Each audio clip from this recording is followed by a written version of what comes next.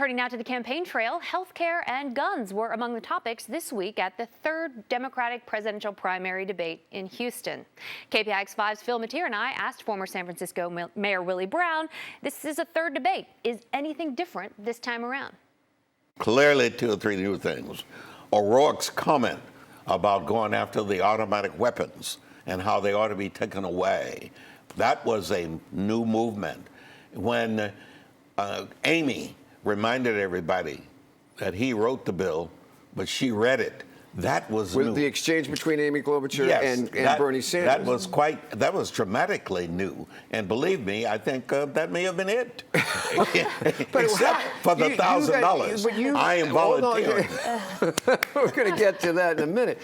But you've been in these debates, candidate debates. It's very frustrating. You ask them any question, and they give you back a canned response that sometimes has nothing to do with the question you asked. That's right. And if you've got 10 people on the stage, even with 3 whole hours to fill, it's hard to keep following up and trying to sort of tease out those answers. And at some point you go, look, I asked for A and you gave me B. The people at home can see they are dodging my question. Maybe that's the answer. What's the best way to dodge a question?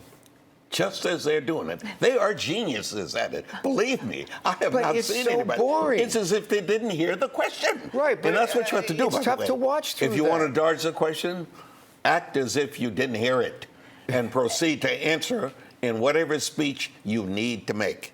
Yep, we saw that a lot during this debate. And there were some follow-ups, but maybe for unearthing new information, How would you change it? I would simply stop having the damn debates. Why are you having all these debates? All you're doing is filling time with absence of quality of what you get. Let's go back to Law and Order SUV. So it really seems like it's shaping up to be a 3-person race. Do you think that there is still an opportunity for candidates in that second or third tier to somehow surge? Well, anything can happen. The primaries don't start for another 5 months or so. So that could happen, but it would also require not just someone to surge, but for someone at the top to do something to get themselves lower in the polls. So it sort of requires 2 things happening at around the same time for that to happen. And while there may be some issues with some of the top tier candidates, it doesn't appear that they're going to be making huge gaffes necessarily. Okay. So while someone may sort of break out from that lower tier pack, overtaking somebody at the front is going to be very difficult. Meanwhile, Democratic presidential candidate Andrew Yang wants to maybe put cash in your pocket. He is offering 10 people $1,000 a month for a year. Phil Matier and I asked former San Francisco Mayor Willie Brown about this plan. He's got my attention. Listen, I'm looking forward to meeting him because I think he should be selective at who he passes that $1,000 on to. And I want to volunteer. And I will put on tracking device so he'll know what I did with it. That wouldn't cover your sock budget, Mayor Brown. $12,000. For you, come on now. But he wants to make. People I've talked to said, these politicians are promising this, they're promising that, they're promising this. This guy, I'll never get it, but this guy's actually saying, here's upfront cash. Putting his money where his mouth is. And if you want to make a splash, at this point, he needs to get that attention. And we've all been waiting. What are the things that candidates are going to do to make a statement? This definitely has gotten people like us talking. And he's challenging the social network delivery system. Believe me, we spend a lot more.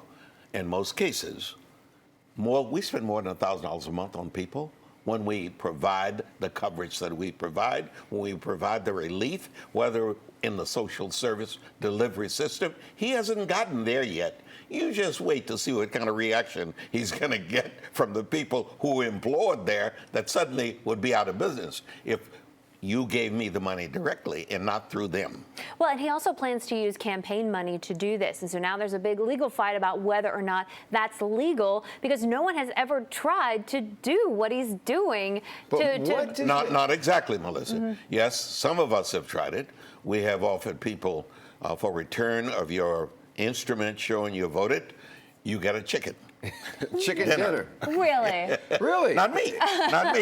No, there was a state assembly race in the East Bay that if you came in and show that you voted, the Ellie Hugh Harris campaign would give you a voucher for a free chicken dinner. And if you remember, we got in trouble for taking people by van to City Hall to vote pre-election, where you vote early, and then we take them to lunch afterwards. People raise questions about the people were hungry. It's a lot of work to vote.